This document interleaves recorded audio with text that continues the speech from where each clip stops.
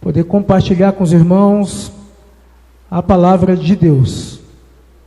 Eu estava em casa, na parte da tarde, sentei-me para meditar na palavra. E a minha esposa me perguntou: você vai pregar hoje? Eu disse: eu não sei, mas se for me dada a oportunidade, eu preciso ter alguma coisa para falar. E nessa noite eu quero compartilhar com os irmãos a palavra de Deus, no segundo livro dos Reis, capítulo de número 5. Glória a Deus. Enquanto os irmãos procuram a palavra de Deus, eu quero tecer os meus agradecimentos ao nosso pastor Moisés e a família, uma vez mais. Obrigado pela honra de nos ceder o altar da igreja para falar da parte de Deus uma palavra. A todos meus amigos, irmãos, obreiros, pastores, pastor Expedito, uma vez mais, ferramenta de Deus, para que eu trouxesse essa mensagem na noite desse dia. Deus abençoe a vida de todos vocês. Meu abraço, meu carinho, meu respeito. E a igreja que nos acolhe sempre. A minha oração continua sendo que as mãos do Senhor continuem estendidas sobre a vida de cada um de vocês. E que o nome do Senhor seja glorificado. Segundo o livro dos Reis, capítulo de número 5. Eu gosto de ler o texto todo,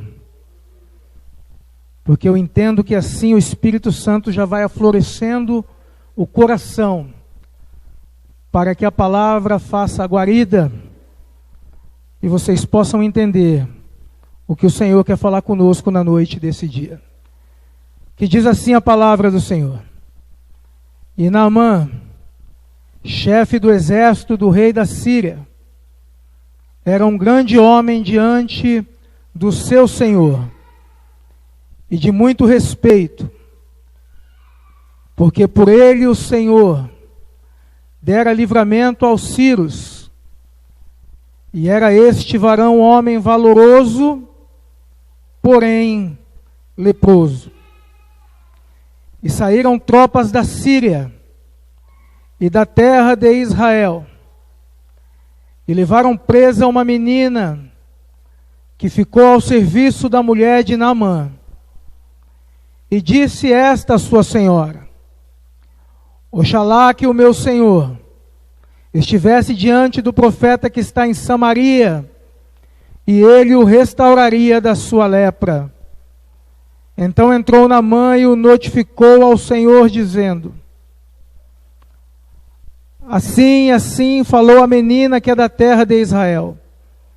Então disse o rei da Síria: Vai, anda, e enviarei uma carta ao rei de Israel. E foi e tomou na mão 10 talentos de prata, e 6.000 siclos de ouro, e 10 mudas de vestidos, e levou a carta ao rei de Israel, dizendo: Logo em chegando a ti esta carta, saibas que eu enviei Naamã meu servo, para que o restaures da sua lepra. E sucedeu que, lendo o rei de Israel a carta, rasgou os seus vestidos e disse: Sou eu Deus para matar e para vivificar, para que este envie a mim, para eu restaurar um homem da sua lepra? Pelo que deveras notai, peço-vos e vede que busca ocasião contra mim. Sucedeu, porém, que ouvindo Eliseu, o homem de Deus, que o rei de Israel rasgara os seus vestidos, mandou dizer ao rei: Por que rasgaste os seus vestidos? Deixa ouvir a mim, e saberá que há profeta em Israel. Veio, pois, Naamã com os seus cavalos e com o seu carro, e parou à porta da casa de Eliseu. Então Eliseu mandou um mensageiro, dizendo: Vai e lava-te 7 vezes ao Jordão, e a tua carne se tornará, e ficarás purificada. Porém Naamã muito se indignou e foi-se dizendo: eis que eu dizia comigo, certamente ele sairá e pôr-se-á em pé, e invocará o nome do Senhor seu Deus, e passará sua mão sobre o lugar e restaurará o leproso. Não são porventura Abana e Farpá, rios de Damasco melhores que todas as águas de Israel? Não me poderia eu lavar neles e ficar purificado? E voltou-se, e foi com indignação. E então chegaram ele os seus servos e lhe falaram e disseram: meu pai, se o profeta te disser alguma coisa grande, porventura não a farias? Quanto mais te dizendo, lava-te e ficarás purificado. E então desceu e mergulhou no Jordão 7 vezes, conforme a palavra do homem de Deus, e a sua carne tornou como a carne do menino e ficou purificado. Então voltou ao homem de Deus, ele e toda a sua comitiva, e veio e pôs-se diante dele e disse: eis que tenho conhecido que em toda a terra não há Deus, senão em Israel. Agora, pois, te peço que tomes uma benção do teu servo. Porém ele disse: vive o Senhor em cuja presença estou, que não a tomarei. E estou com ele para que tomasse, mas ele recusou. E disse Naamã: seja assim, contudo dê a este teu servo uma carga de um jugo de mulas, porque nunca mais oferecerá a este teu servo holocausto, nem sacrifícios a outros deuses, senão ao Senhor. Quantos podem glorificar a Deus por esta palavra? Pode tomar o seu assento. Vamos glorificar a Deus.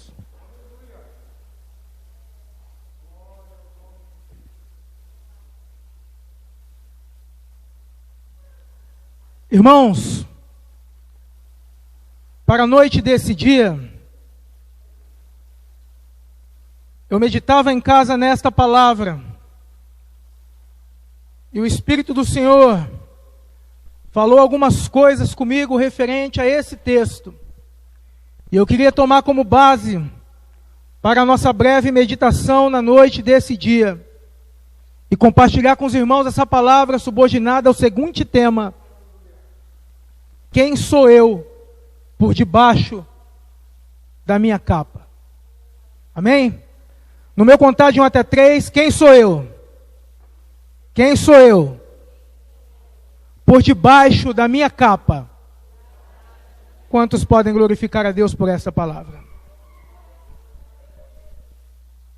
O segundo livro dos reis de Israel é um livro extremamente profundo, pois nele iremos encontrar o movimento de Deus entre reis, entre cetros, entre assentos, entre coroas, para fazer a sua vontade sobre a terra. O que me chama a atenção é que meditar no segundo livro dos reis, a princípio, nos leva a entender que parece que Deus está aquém da realidade do que acontece debaixo dos céus. Quando eu olho para o segundo livro dos reis, eu vejo a continuação da história mencionada no primeiro livro dos reis. É bem verdade que a nação está distanciada de Deus, está vivendo aquém da vontade do Senhor. E quando eu olho o segundo livro dos reis aqui, eu vejo Deus se movimentando sobre a vida de algumas pessoas. Olhando para o segundo livro dos reis de Israel, no capítulo de número 1 até o capítulo de número 9, ele vai nos retratar, vai nos mensurar o ministério do profeta Eliseu. É bem verdade que o profeta Eliseu é levantado num tempo difícil para dar continuidade ao ministério do profeta Elias. E se eu fosse tomar como base só essa pequena introdução, eu já teria uma palavra aqui. Porque Deus, ele não trabalha com cadeira cativa. Deus sempre tem alguém para dar continuidade na sua obra na terra. Não existe cadeira cativa na obra de Deus. Não existe homens privilegiados Porque Deus, Ele sempre conta com aqueles fiéis para fazer a sua obra na terra. Quando o tempo de Elias passou, porque o tempo passa para todo mundo, Deus levantou o profeta Eliseu. E quando o profeta Eliseu, o seu tempo passa, Deus também vai levantar outros instrumentos. É bem verdade que, na noite desse dia, tem instrumentos do Senhor, sentados aqui e sentados aí, porque Deus, Ele não escolhe, Ele não tem cadeira cativa com ninguém. Quando a minha hora passar, vem outro em meu lugar. Quando a sua hora passar, a obra de Deus não vai finalizar. Ele continua levantando outros e outros, até o dia do Senhor, até o dia do soar da trombeta, até o dia que o Senhor recolherá a sua igreja da terra, o dia do Senhor, o dia das bodas do Cordeiro, o dia da prestação de conta, o dia do findar de Deus, a meia-noite do Senhor, o começar de um novo dia. Deus, Ele sempre vai contar com pessoas fiéis para fazer a sua obra na terra. Capítulo de número 1 ao capítulo de número 9, menciona as façanhas de Eliseu através do Espírito do Senhor. Capítulo de número 10, número 11, 12, Eliseu, ele some da história. Mas no capítulo de número 13, o ponto final da vida de Eliseu é colocado por Deus aqui. E a Bíblia diz que Eliseu, ele vai morrer da sua doença, mas a obra continua. O que me chama a atenção é que, olhando aqui a obra que Deus faz através deste homem, podemos aprender imensas e profundas lições do como Deus usa os seus instrumentos. De quando Deus está na vida de alguém, não existe limites, porque Deus, Ele é tremendo, Ele é profundo naquilo que Ele executa. E é bem verdade que, se fosse o movimento do homem, logo ele se frustraria. Mas quando Deus entra na história da vida de Eliseu, ele deixa de ser apenas um homem que cuidava das juntas de boi do seu pai, para ser um instrumento de Deus, um provedor de milagre, aquele que ia transformar a sua época, mudar a sua geração, iria ali propagar a palavra e a obra de Deus através da escola dos profetas, através dos milagres que Deus executaria sobre a sua vida. E o capítulo de número 5 é mais uma façanha de Deus através da vida desse homem. É bem verdade que Eliseu é o pano de fundo. Eu quero falar de uma outra coisa, mas preciso introduzir, para que entendamos a mensagem de Deus na noite desse dia. O capítulo de número 5, Eliseu já é um homem experimentado por Deus, porque no capítulo de número 1, é o capítulo da aparição de Eliseu, é onde ele começa os seus prodígios e milagres, aonde Eliseu executa aqui coisas extraordinárias ao olho humano. É bem verdade que Eliseu aqui, ele vai fazer muitos milagres antes desse milagre feito aqui na vida de Naamã. Mas eu não quero me aprofundar sobre os milagres de Eliseu.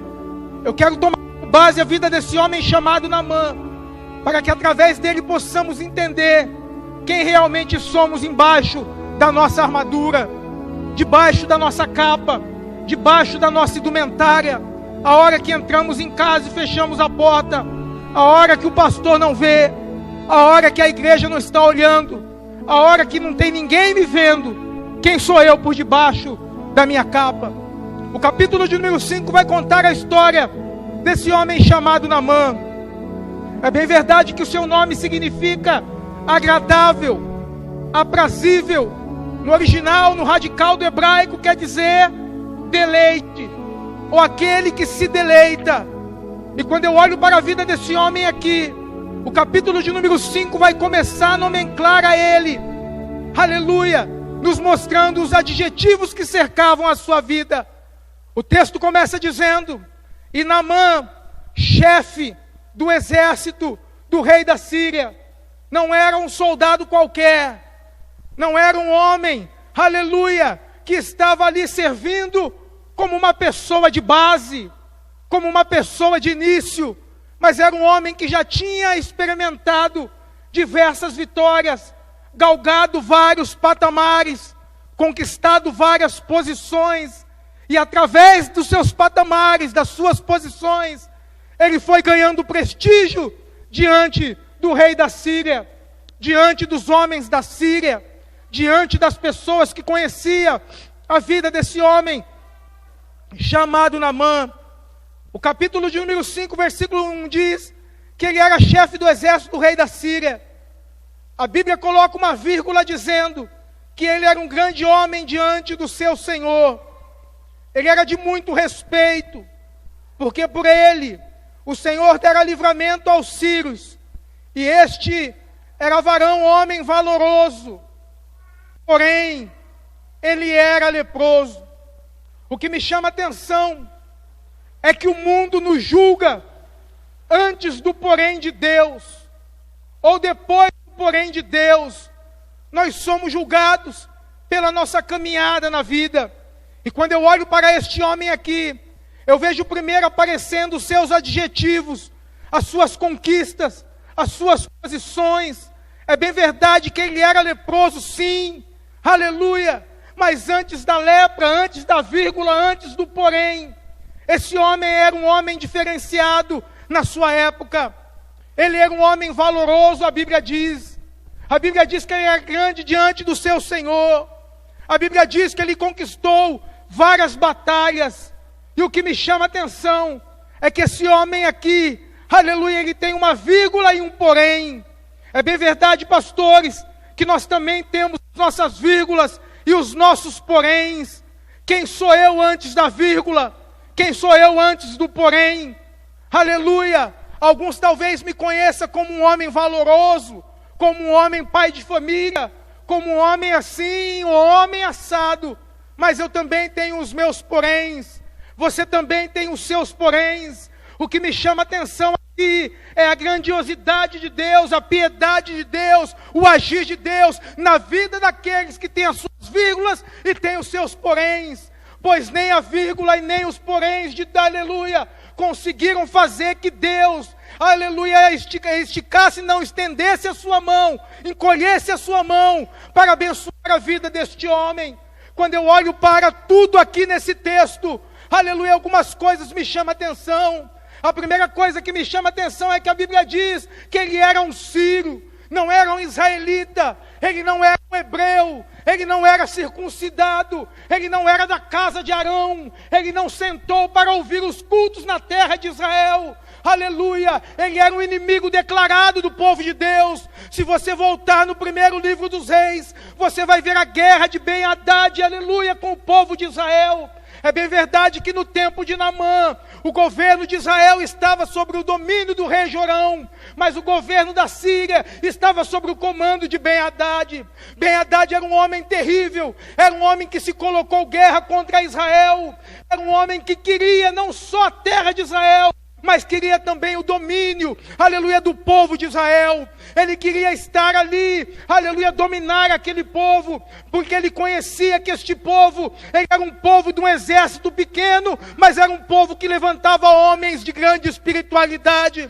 E quando eu olho para esse texto aqui, eu vejo a Bíblia mencionando um homem chamado Naamã, com uma indumentária, cheio de medalhas, talvez com uma roupa impecável, talvez cheio, aleluia, de divisas, que fazia com que ele fosse diferente dentro da sua época, dentro do seu convívio. É bem verdade que ele ganhou batalhas, aleluia, para o seu Senhor.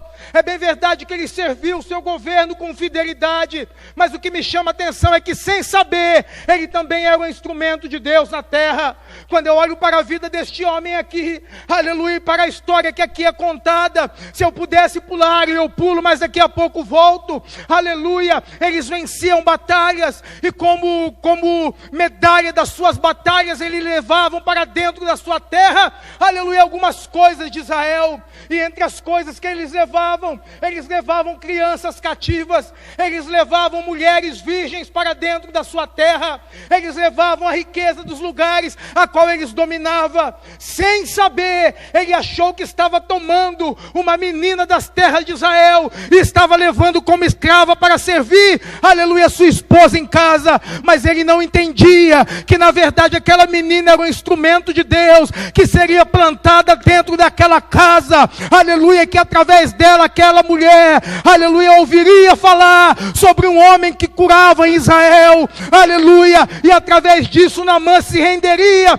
ao Deus Todo-Poderoso. Deixa eu abrir parênteses aqui na introdução desta mensagem. Talvez você não entenda porque você foi colocado lá, porque você foi colocado ali, porque Deus te usa, aleluia, desta maneira. Mas deixa eu te dar uma palavra: nos lugares mais obscuros da vida, aonde Deus te levar, você é um instrumento de Deus naquele lugar. Ela tinha tudo, pastor, aleluia, para negar a Deus naquele lugar, porque ela foi tirada dentro da sua casa, foi tirada de dentro da sua terra, foi tirada de dentro do seu convívio, tiraram ela de dentro dos cultos de Israel e colocaram ela dentro, aleluia, da terra da Síria. Ela servia como escrava daquela mulher, ela trabalhava de dia e de noite naquele lugar. E o que me chama a atenção é que quando ela teve oportunidade, ela não se retraiu e nem se colocou para trás. Ela poderia pensar: por que Deus não fez na minha vida, também não vai fazer na vida dele. Deixa eu ficar quieta aqui, até porque aquele homem era inimigo declarado de Israel.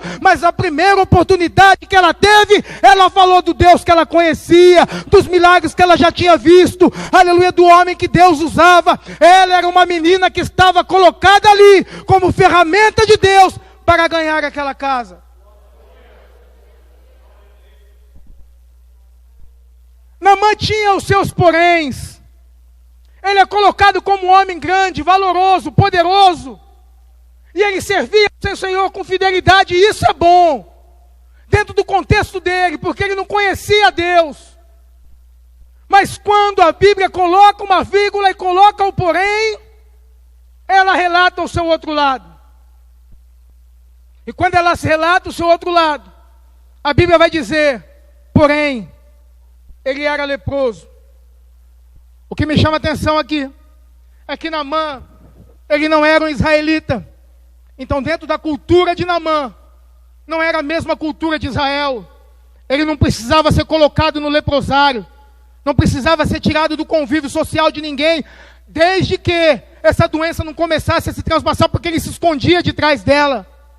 É claro, é bem verdade que hoje em dia sabemos muito mais a respeito dessa doença, mas naquele tempo era uma doença com alto grau, aleluia, de contaminação, apesar que hoje em dia é um pouco que diferente. Eu estudava na parte da tarde um pouco sobre a lepra, e eu descobri, aleluia, que a lepra, ela tem algumas coisas que me chamou a atenção. A primeira coisa que me chamou a atenção é que no original hebraico dessa doença aqui, a palavra lepra significa zará, e ela tem origem no termo grego que chama lepra, e no seu original hebraico, ou no radical, quer dizer, aleluia, escama. Aqui, ela também nos nossos dias é conhecido como hanseníase, mas o que me chama a atenção é que, na realidade, esse nome hanseníase foi uma homenagem dada ao médico norueguês chamado Gerhard Hansen, que descobriu a causa dessa doença em 1873. Naquela época, essa doença era como se fosse uma maldição para o povo de Israel. É bem verdade que ele não era israelita, mas ele já sofria com as penalidades dessa doença,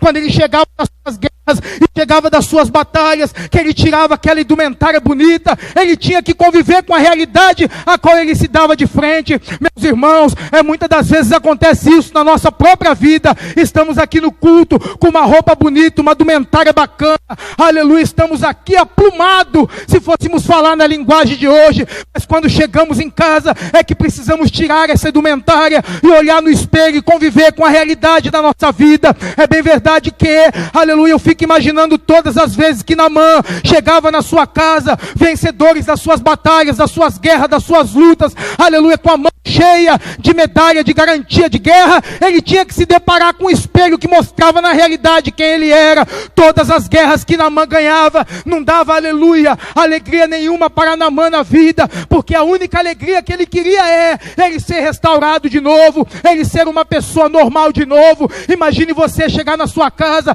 e ter que dar de cara com o espelho apontando para você, dizendo: ei, você está com uma indumentária bonita, mas quando tirar esse indumentário aqui, eu vou te falar quem você é. Tem pessoas, aleluia, que carregam a Bíblia debaixo do braço, um terno bonito, um paletó bacana, e isso tudo é bom, mas quando chega diante do espelho, ele começa a te mostrar, dentro do seu intelecto, quem é você de verdade. Na noite desse dia, Deus, ele está aqui neste lugar, querendo trazer uma cura, uma restauração, aleluia, sobre a vida daqueles que ainda se encontram nessa condição. Meus irmãos, esse homem era um homem de guerra, e vencia muitas batalhas, mas ele nunca conseguiu vencer a batalha do espelho, a batalha de casa, a batalha da solidão, a batalha da família. Quando ele se colocava diante da esposa, diante dos filhos, aleluia, diante do rei que sabia, aleluia, da sua doença que degradava a cada dia. É bem verdade que aqueles que não conheciam Naamã na intimidade, e que olhava para ele, via indumentário e via medalhas, não conseguia ver aquilo que ele carregava debaixo da sua capa. É bem verdade, aleluia, que Naamã carregava debaixo da sua capa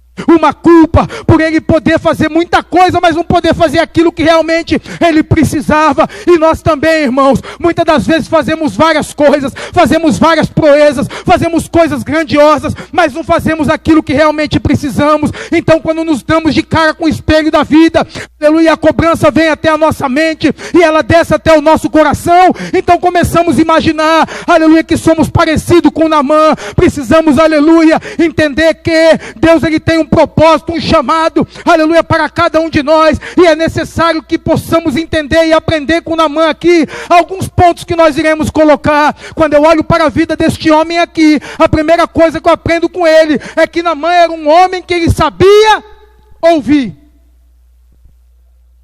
A primeira coisa que vai levar Naamã à cura, é ele saber ouvir. Porque ele tinha tudo, era chefe do exército do rei da Síria, grande homem diante do seu Senhor, e de muito respeito, porque por ele o Senhor dera livramento aos sírios, e este era varão, homem valoroso, porém era leproso. E saíram tropas da Síria, da terra de Israel, e levaram preso uma menina, que ficou ao serviço da mulher de Naamã, e disse essa sua senhora: oxalá que o meu Senhor estivesse diante do profeta que está em Samaria, e ele o restauraria da sua lepra.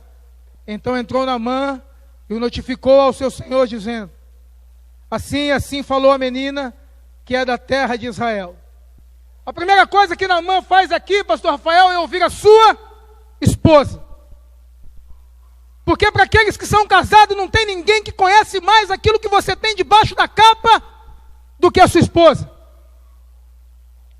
do que o seu marido. Quando Naamã tirava a capa, a esposa via, e ela sabia. E o que me chama a atenção é que eu aprendo alguns pontos com Naamã. Ele tinha o seu problema, mas ele tinha muitas virtudes, e uma delas era ouvir. Com toda aquela pompa, ele poderia ter ignorado aquela mulher. Mas quando ela chega com a nova, que a menina que veio, cativa de Israel, conhece um homem que o restauraria da lepra, ele ouve a sua esposa.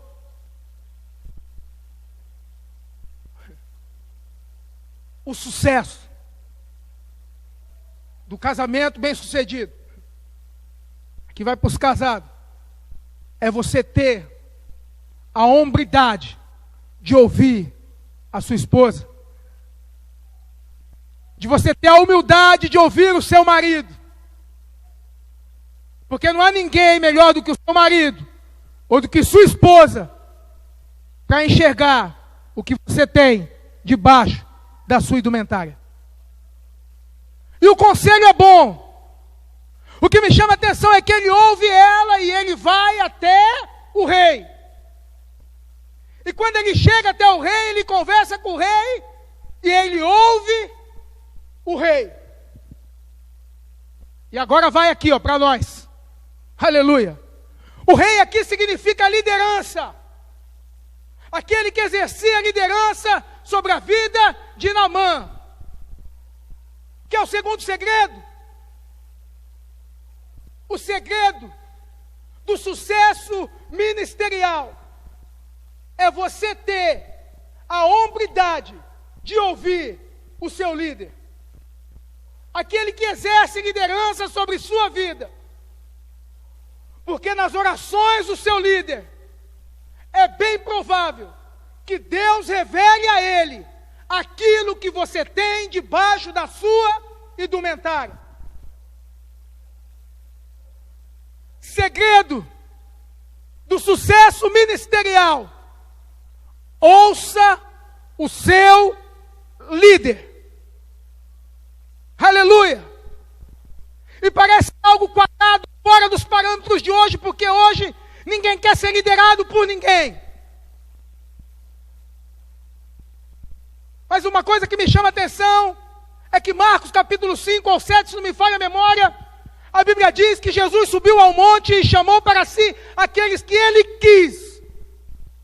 E desde o princípio do chamado até o final, ainda que de vez em quando eles saíram um pouco fora da curva, eles sempre ouviam o seu líder. Ouça o seu líder. Aquele que exerce liderança sobre a sua vida. Aquele que ora sobre o seu favor. Não seja um peso no ombro da liderança. Não seja um peso no ombro do seu líder. Ore por ele, coopere com ele, ande com ele. Aleluia. Seja submisso a ele. E você vai ver o quanto Deus vai abençoar a sua vida. Segundo segredo que eu aprendo com Naamã.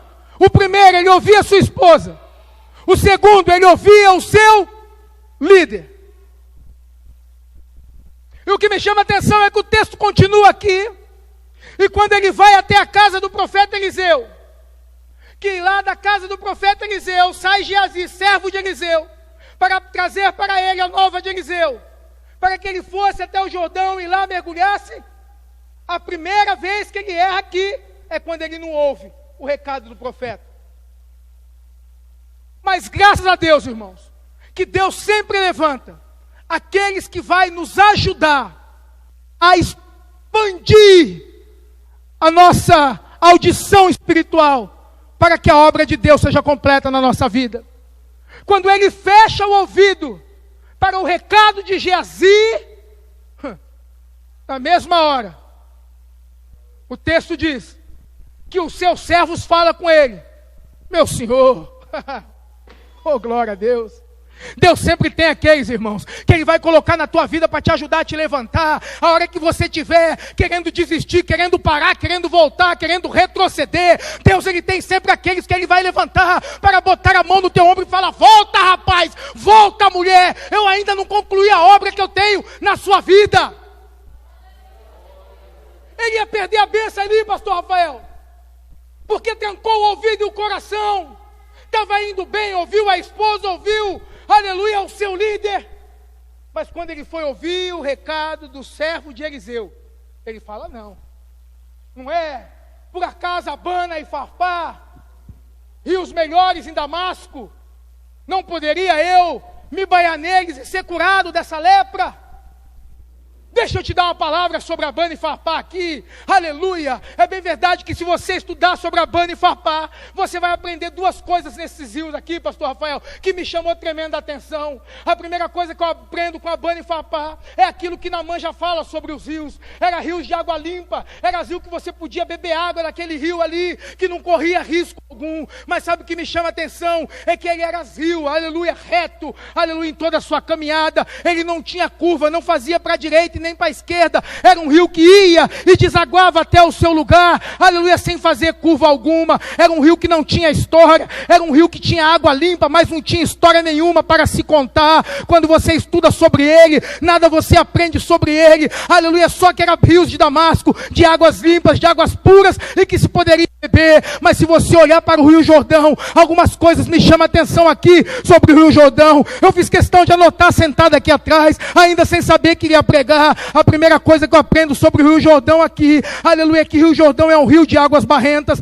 ele é cheio de curvas, aleluia, para a direita e para a esquerda. O Rio Jordão também, aleluia, é um rio que tem história. Primeiro livro dos Reis, capítulo de número 17, a Bíblia vai dizer que Deus, ele falou para Elias beber água do Querite, que ficava lá ali perto do Jordão, de frente ao Jordão, de frente ao Jordão. É bem verdade que o Jordão, ele presenciou muitas das vezes a ação de Deus sobre a vida das pessoas e sobre a vida do próprio rio. Aleluia, segundo o livro dos Reis, ele é mencionado por Naamã aqui como um rio, aleluia, que não tem nada para oferecer. Então eu poderia ter desistido do Jordão aqui, mas a minha curiosidade me fez buscar um pouco mais a respeito do Jordão. Se eu olhar para Josué, capítulo de número 3, a Bíblia diz que foi lá no Jordão que Deus executou um grande milagre. Foi lá no Jordão, aleluia, lá em Josué, capítulo de número 3, aleluia, que Deus parou o Jordão para que o povo pudesse entrar. O pastor um dia dizia aqui, aleluia, aí naquela sua ênfase, ele falava, imagina, irmão, o rio vem correndo assim, daqui a pouco o rio para, fica parado, a água que está vai embora para frente, e a outra que está vindo fica parado neste lugar. Comecei a imaginar o Jordão parar. Não tem coisa melhor do que você tentar entrar na história para entender a grandiosidade da obra de Deus. Quando fala que o Jordão parou, tenta ser mais profundo como ele parou. E quando o pastor falou do jeito que ele tinha parado, eu comecei a imaginar, falando, meu Deus, que milagre tremendo. Já pensou esse rio vindo até aqui? Aqui a água para, o que está aqui passa e seca, e a outra parte do rio fica toda parada para o lado de cá. É milagre de Deus, é manifestação de Deus na vida do Rio Jordão. E eu poderia ficar por aqui, mas a Bíblia vai dizer no segundo livro dos Reis, no capítulo de número 2, no versículo de número 14, aleluia, logo uns 2 textos atrás, que Eliseu, ele dividiu o Jordão quando ele voltava, depois do arrebatamento de Elias. Aleluia, o que me chama a atenção é que se eu for para o Novo Testamento, Mateus capítulo de número 3, versículo de número 13, vai nos dizer que foi lá que o Salvador entrou para ser batizado nas águas. Aleluia, o próprio Evangelho de Mateus vai dizer que lá no Jordão João Batista, aleluia, batizava muitas pessoas todos os dias. E sabe o que me deixa feliz aqui, irmãos? É que João Batista batizava muitas pessoas nesse rio, mas ele não ia atrás de ninguém. As pessoas que iam até o Jordão para ser batizado por ele. O Jordão é um rio que tem história, aleluia. Se Naamã tivesse entendido que a Abana e Farpá, ela tem pureza, mas não tem história nenhuma, aleluia, é um rio que não tem história, é um rio que não chama a atenção de ninguém, aleluia, é uma água limpa sim, mas quantos outros tem com água limpa pelo mundo afora? Mas quando eu falo do Jordão, eu falo de providência de Deus, eu falo de manifestação de Deus, eu falo da presença do Senhor, eu falo do sobrenatural de Deus, eu falo de homens que tiveram comunhão com Deus, que foram manifestados ali na beira do Jordão. Sabe o que eu quero dizer, meus irmãos? É que muita gente é como a Abana e Farpá, é coisa bonita, é bonitinha, é embrulhado, parece até presentinho de aniversário, mas não tem história nenhuma. Aleluia, seja um Jordão na sua vida, aleluia, conquiste história, faça história, tenha a tua própria história, deixa Deus ser história na tua vida, e você vai ver o quanto você vai ser abençoado nessa terra. Quando eu olho para o Rio Jordão, era barrento sim, mas foi ali que entrou os pés do meu Salvador. Meu Deus do céu, eu vou pregar aqui nesta noite, e se você não crê, eu prego sobre a minha cabeça, porque eu creio nessa palavra. O Rio Jordão é rio de providência, aleluia, é rio de comunhão, é rio de manifestação de Deus, aleluia. Quem dera, meus irmãos, que eu tivesse oportunidade de um dia só estar na beira do Jordão, para me poder relembrar as histórias contadas, aleluia, aqui na Bíblia Sagrada. Como seria maravilhoso, meus irmãos, se você ou eu pudesse chegar próximo do Jordão, um rio que tem história. Eu não queria conhecer a Abana e Farpá, tem rio aqui no Brasil que é limpo também. Eu quero o que ir lá em Damasco conhecer, aleluia, rio puro, se eu tenho rio aqui no Brasil, mas Jordão não, ainda que seja barrento, ele tem história. Foi lá que meu Salvador botou os seus pés, aleluia, foi batizado. E não só isso, quando ele sai do Jordão, o céu se abre, o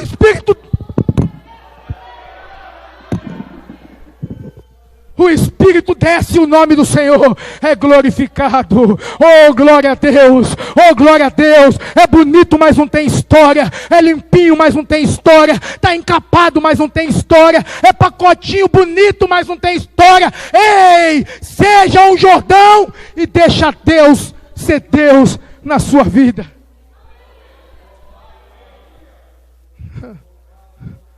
Naamã não entendia nada. E ele fala, não é Abana e Farpá. Não é Abana e Farpá. Rios de Damasco.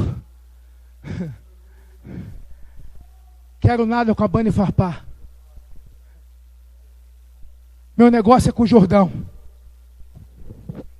Jordão é providência, manifestação, milagre, maravilha. Sabe o que é maravilha? Às vezes a gente fala, o Senhor vai operar maravilha hoje aqui nesse lugar. Mas a diferença de milagre e maravilha é uma linha tênue. Pastor Marco, me ajude aqui. Mas milagre, um exemplo. O homem da mão ressecada. Ele tinha a mão normal. A história diz que um acidente o machucou. Na construção do templo. Era um sacerdote a serviço. E a sua mão ficou daquele jeito. Jesus chamou ele para o centro do templo e restaurou. A mulher do fluxo de sangue. Ela não nasceu com fluxo de sangue. Mas ela passou muitos anos com aquele problema. Ela tocou na orla de Jesus e foi feito um grande milagre. Isso é milagre. Operação de maravilhas. É aquilo que não existe passar a existir. Por exemplo, a pessoa nasceu sem o braço. Operação de maravilha. O braço aparecer do nada e crescer neste lugar. Tem uma linha tênue entre milagres e operação de maravilhas. O Rio Jordão é um centro de maravilhas operada por Deus. Algo que está muito além da linha do milagre. O Jordão é lugar de providência, de manifestação, de maravilhas, coisas, aleluia, que a Bíblia diz trazer à existência aquilo que não existe. Operação de maravilhas. Não tinha ponte ali no Jordão. Operação de maravilhas. O Jordão para, a água seca e o Jordão fica parado. Deus operou uma grande maravilha. O homem aqui, que a gente está fazendo menção, Naamã, quando ele fica sabendo que há um homem em Israel que restauraria ele da sua lepra, ele vai até lá. Primeiro ponto que eu aprendo com ele ouviu a voz da sua esposa. Segundo ponto que eu aprendo com ele ouviu a voz da sua liderança. Terceiro ponto que eu aprendo com ele, quando ele deixou de ouvir a voz do homem de Deus, ele quase se deu mal e perdeu de ser abençoado por Deus, porque fechou os ouvidos para o homem de Deus. Meu Deus do céu. Nunca feche os seus ouvidos e o seu coração para um homem e uma mulher de Deus, que tenha comunhão com Deus, que tenha intimidade com o Senhor. Aleluia. Eu acho que já contei aqui, mas um dia estava indo, fui num culto na Catedral de Perus, quinta-feira. Irmã Jacira ia pregar. Eu estava sentado na primeira cadeira. Ela subiu, Catedral Antiga, tirou a sandália, ela prega descalço. E quando ela passou por mim, ela voltou e fez assim, eita, colocou a mão em mim e falou assim, assim te diz o Senhor, o inimigo não está satisfeito com a sua vida e vai colocar um impedimento para ceifar a sua vida na terra. Mas me manda dizer o Senhor, eu já entrei com providência e vou livrar você e os seus, e você vai glorificar o meu nome na terra. O tempo passou, 15 dias depois, estava indo para a casa do meu irmão na zona leste de São Paulo. Deixei o meu carro na garagem. E ele falou, vamos com o meu. Jogou a chave no meu colo e falou, dirige aí. Eu e a Jaque na frente. Meu irmão, a esposa, minha filha atrás. Bandeirantes. Passamos o pedágio, subi. Quando eu vou descer, do nada, sem explicação nenhuma, a gente dando risada e conversando dentro do carro. Eu perdi o carro. O carro saiu de traseira, saiu rodando, bateu no guarda-reio do lado esquerdo, bateu de novo naquela mureta do lado esquerdo, lá na frente, rodou mais um monte de vezes e parou lá no acostamento. Nem uma unha, nada, nem um arranhão. Descemos do carro meio tonto, tentando entender o que tinha acontecido. Perca total no carro. Quando eu desci do carro, coloquei a mão sobre o teto do carro, tentando entender o que aconteceu. E a doce voz falou ao meu ouvido, o texto lá de Amós: certamente o Senhor Jeová não fará coisa alguma, sem antes revelar os seus segredos para os seus servos, os profetas. Naquela mesma hora, eu fui levado lá na Catedral de Perus, e lembrei daquela senhora, com o rosto, aleluia, você olha o quanto aquela mulher já sofreu, e eu lembrava daquela senhora falando comigo, cheia de Deus, falando, o inimigo vai colocar um acidente na sua vida. Não quer dizer que Deus evitou, o acidente aconteceu. Mas ela disse assim, mas ele já entrou com providência, e vai livrar você e os seus, e você vai glorificar o meu nome na terra. Terceiro ponto que eu aprendo com Naamã: quando você deixa de ouvir um homem, ou uma mulher de Deus, você corre um sério risco de perder a bênção de Deus. Quarto ponto que eu aprendo aqui nessa história: Deus, Ele sempre vai levantar, e eu já disse aqui, alguém que na hora do passo para trás, na hora de retroceder, na hora de querer parar, alguém que vai ser um suporte de Deus, para fazer você continuar marchando, para atingir o alvo que o Senhor projetou sobre a sua vida. Então não despreze o da direita, e nem o da esquerda. Talvez ele será um instrumento que Deus irá usar para abençoar a sua vida no momento em que você estiver passando pelas dificuldades. Aleluia! Passando pelas dificuldades. Coisa linda, eu já passei por isso.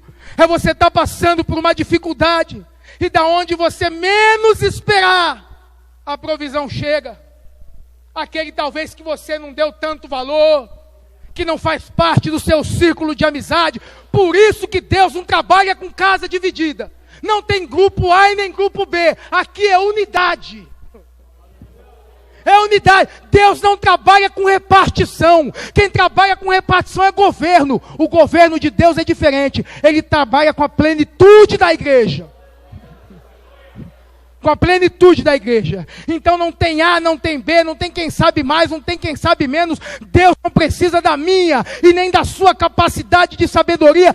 Deus, Ele usa até uma jumenta, quando Ele não encontrar alguém para usar. Ainda bem, pastor, que aqui jumenta Deus não usa, porque Deus ainda usa vasos, aleluia, cheios de Deus, aleluia, para proclamar a palavra de Deus nesse lugar.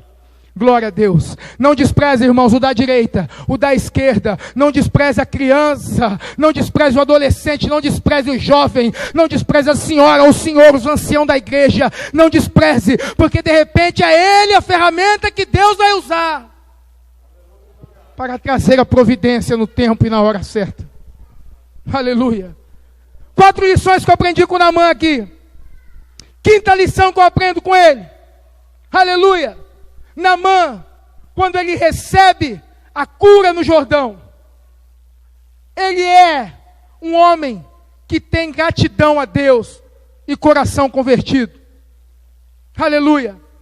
Naamã na beira do Jordão, depois que ouve o conselho dos seus servos, e que tira a sua indumentária bonita, aleluia, meu Deus, aleluia. Naamã aqui, irmãos, parece, sabe quem? Jacó, quando tem um problema com Esaú, o tempo passa e ele vai embora, ele conquista a riqueza, ele conquista a família, ele conquista posses, ele conquista muitas coisas, o tempo passa, mas ele vai querer colocar a casa em ordem, ele vai querer colocar as coisas no lugar, e reconciliar com seu irmão Esaú.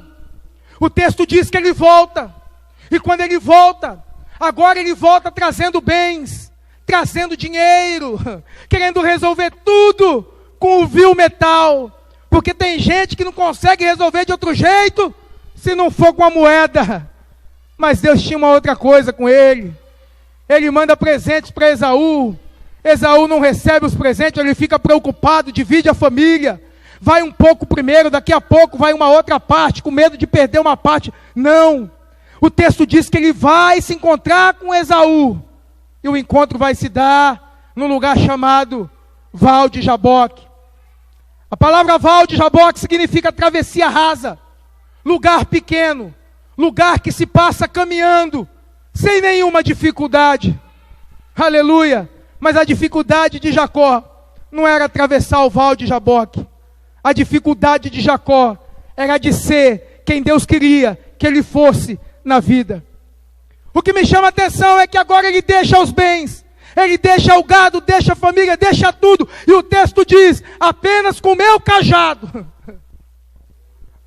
Ele ficou só com o cajado na mão, ele já não contava mais com dinheiro para comprar ninguém, aleluia. E o texto diz, aleluia, que daqui a pouco o irmão dele chega, eles conseguem ali fazer as pazes, tudo fica bem. Ele fica em pé ali no Val de Jaboque, ele vai ter um encontro com Deus ali também. E sabe o que me chama a atenção é que aquele lugar se chamava lugar de travessia pequena, aleluia, ele ainda tinha alguma coisa que resolver. Então aquele lugar vai ser chamado de Peniel, porque o texto diz que agora o anjo vai ali, e o anjo se encontra com ele. E quando ele se encontra com o anjo, ele tem uma luta com o anjo, vocês conhecem a história, ele é ferido na coxa, a alva já está, o dia já está amanhecendo, aleluia, ele queria milagre, o anjo queria mudança de vida, ele fala, não te solto enquanto você não me abençoar.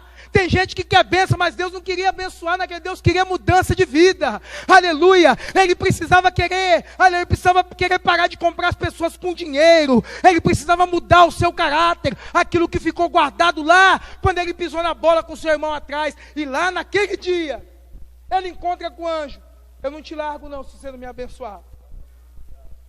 O anjo fala, você quer bênção? Eu quero mudança de vida. Toca a coxa dele, ele começa a andar diferente. Eu aprendi, aleluia, que depois que você se encontra com Deus, o seu andar é diferente, sua caminhada é diferente.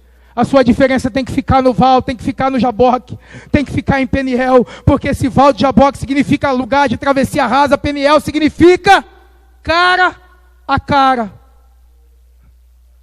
Lá ele tinha que ter cara a cara com Deus. É Naamã tirando a sua indumentária para entrar no Jordão.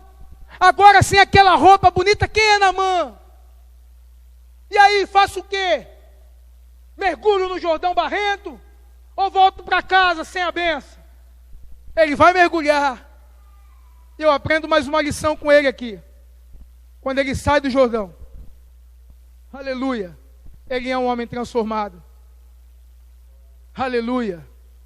Então chegaram os seus servos e lhe falaram e disseram, meu pai, se o profeta te disser alguma outra coisa grande, porventura não farias? Quanto mais dizendo-te ele, lava-te, ficarás purificado. Então ele desceu e mergulhou no Jordão 7 vezes. 7, número da perfeição, da plenitude de Deus, aleluia. E o texto diz aqui, é que quando ele dá esse 7º mergulho, ele sai purificado daquele lugar. Então ele voltou ao homem de Deus, ele toda a sua comitiva veio e pôs-se ante dele e disse: eis que tenho conhecido, que em toda a terra não há Deus, senão em Israel. Agora, pois, te peço que tomes uma bênção do teu servo. Eliseu era crente, ele recusou, ele diz, porém ele disse: vive o Senhor, em cuja presença estou, que não tomarei. E estou com ele para que tomasse, mas ele recusou. E sabe o que eu aprendo com Naamã? É que algum dia aí, pastor Rafael, ele já tinha ouvido falar sobre a lei de Deus, sobre a palavra de Deus. Eu vou finalizar com esse texto. Versículo 17 diz: e disse Naamã: seja assim, contudo, dê-se a este teu servo uma carga de terra, de um jugo de mulas, porque nunca mais oferecerá este teu servo holocausto, nem sacrifício a outros deuses, senão ao Senhor. Porque ele pediu terra. Ele ofereceu dinheiro, Eliseu não quis. Ele falou: então eu queria uma terra. Me dá um pouco de terra, que eu consiga levar na minha mula, para que eu possa, aleluia, adorar a esse Deus. Porque nunca mais oferecerá este teu servo holocausto, nem sacrifício a outros deuses, senão ao Senhor. E eu fui buscar porque ele queria a terra. Livro do Êxodo, capítulo de número 20, versículo de número 24. Aleluia.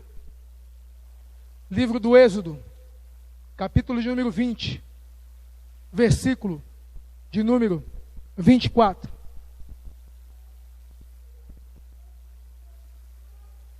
Diz a palavra de Deus: um altar de terra me farás, e sobre ele sacrificarás os teus holocaustos, e as tuas ofertas pacíficas, as tuas ovelhas e as tuas vacas.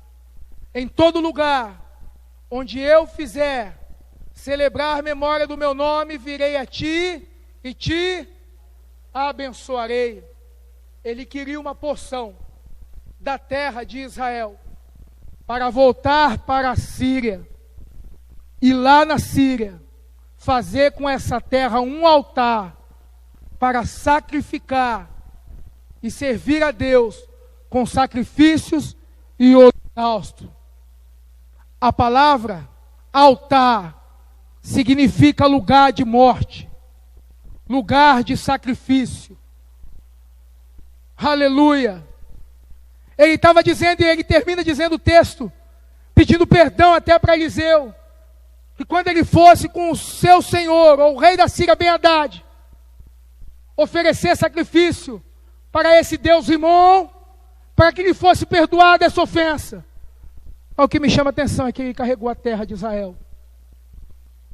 Flávio José, página do 15 a 18, falando sobre esse texto, ele diz que Naamã, ele foi um servo de oferecer todos os dias sacrifícios e holocausto a Deus, com essa porção de terra que ele levou de Israel.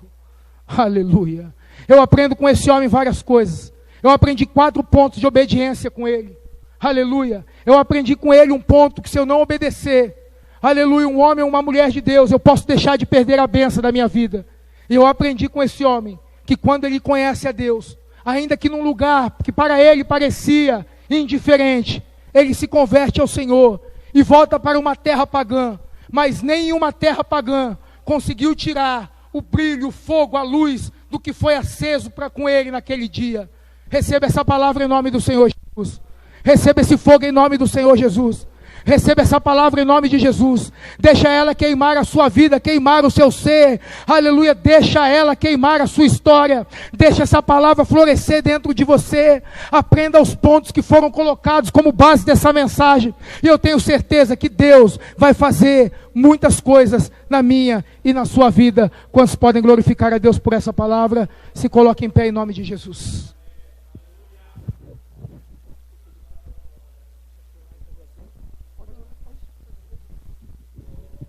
Glória a Deus. Que Deus abençoe o nosso irmão Anderson. Se tem alguém que não é crente ainda entre nós aqui nesta noite, que quer aceitar Jesus como Salvador, que não conhece ainda Deus como o Senhor